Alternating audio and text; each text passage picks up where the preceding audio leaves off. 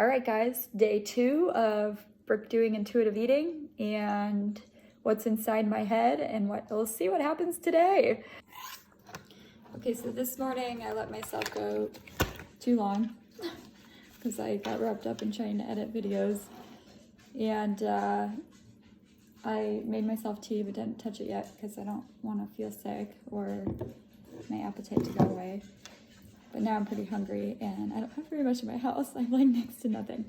So I poured myself a big glass of kefir, and I have like 6 or 8 almonds left in most random breakfast. I do like to combine kefir and nuts for our breakfast because it feels really good on the stomach. Like, it fills you up and keeps you pretty full from all the protein and the healthy fat, but and it gives you carbs, so it's pretty well-rounded. But buffalo almonds and kefir is not my first choice, but I need to go grocery shopping.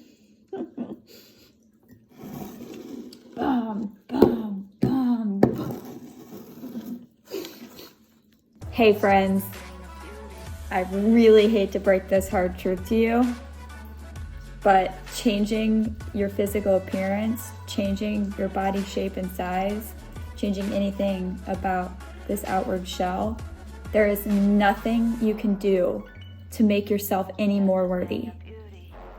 You're already worthy the way you are.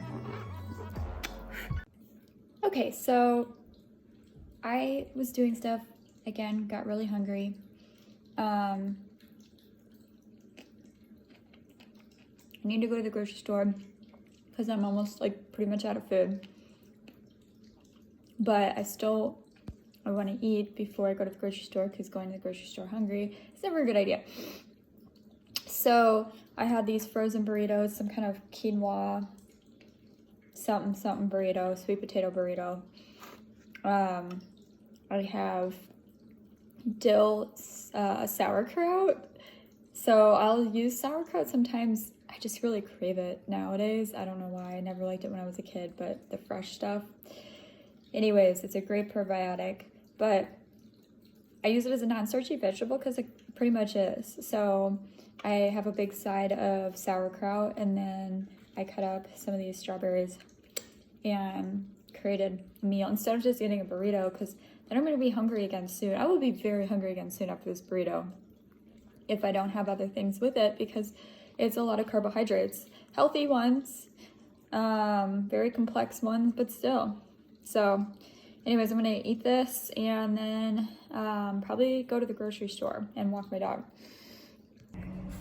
So I just got finished grocery shopping my ass off, and now I'm going to head home. But I got myself a kombucha because I thought, what the hell? And I'll tell you one thing about kombucha in my body. I never want to drink the whole thing because these little happy bacteria up in here, they party hard in my gut, especially if I drink a whole kombucha.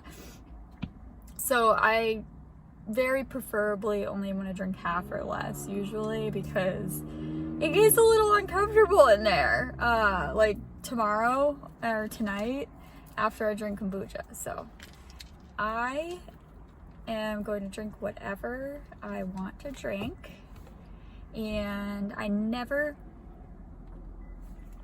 just want to say I never deny myself food or whatever I want, because when you eat intuitively, when you learn to really listen to your body, if you're eating too much of one thing, it is going to give you signals, it's going to feel uncomfortable, and then you're going to end up not really wanting to eat it if you're in your body and not in your head when you're thinking about all this stuff.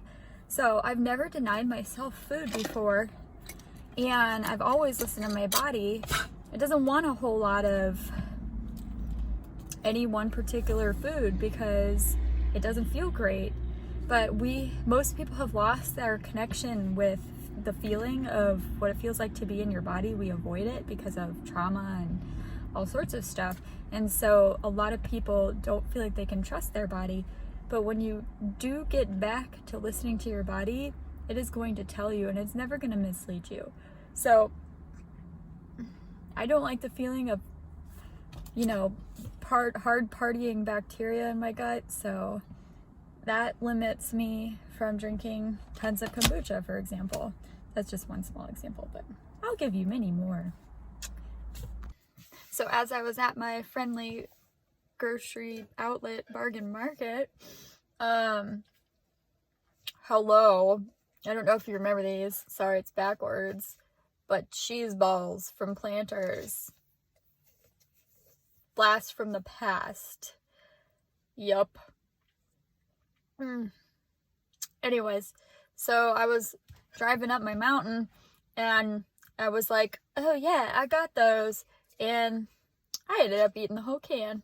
I'm not even that hungry, but I'm really not hungry. It was more of like a eating because it sounded like it would taste good. Boy, did it. Glad I only had small can because I would have kept eating them. But anyways, so really, I don't judge. I have what I want. This will probably stop me from getting hungry or like too hungry before I make dinner. So, it'll benefit me in some way. Give me a little energy. All these damn carbs. Hell yeah. Anyways, so ate that. Yup. I gotta work on my kombucha. I didn't drink very much. Oh, are you guys ever gonna get sick of me eating while I'm talking? Anyways, so I also bought these little granola snack bites. They're really delicious. I wanted to try them. So I am. I've had like 2 handfuls. I am gonna put them away because I would keep eating these just because they taste good. But I'd rather be hungry for dinner.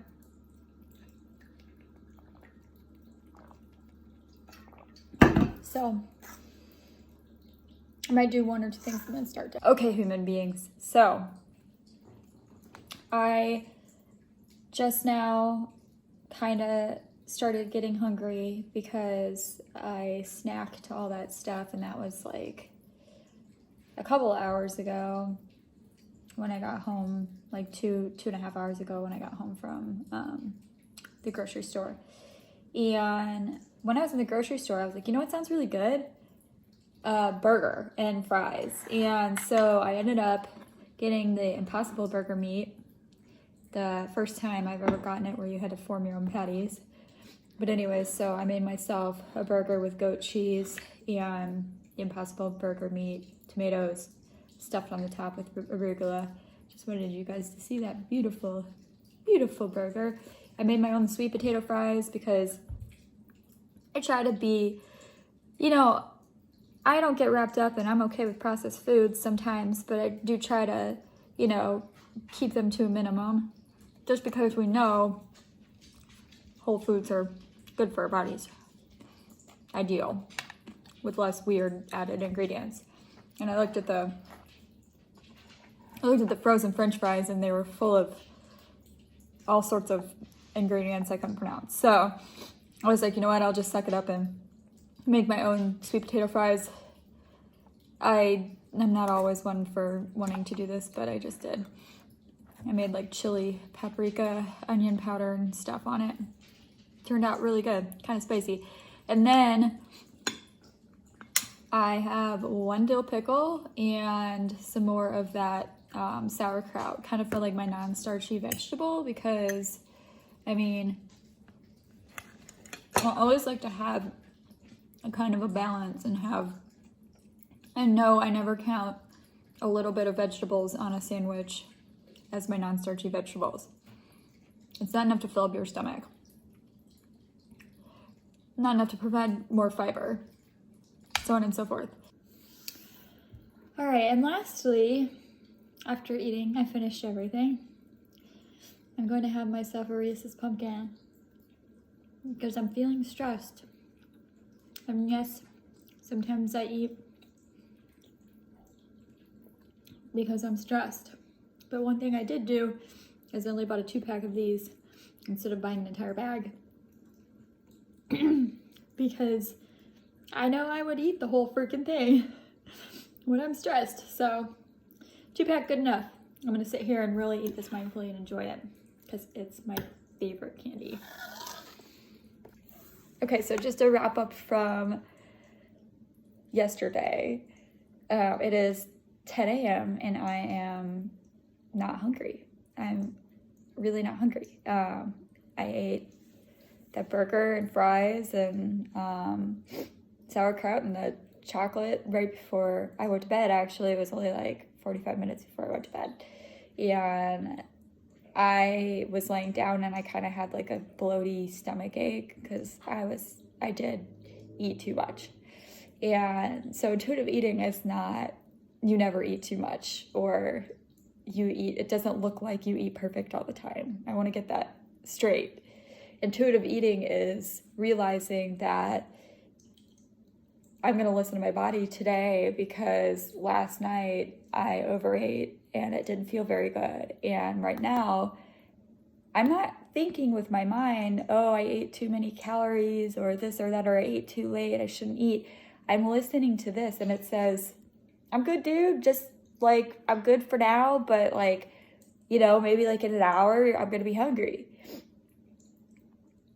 It doesn't look like 3 meals a day necessarily. It can. Intuitive eating can look like 3 meals a day. There is a line between, and I'm going to say this again, there's a line between doing what you know is probably best for your body and intuitive eating.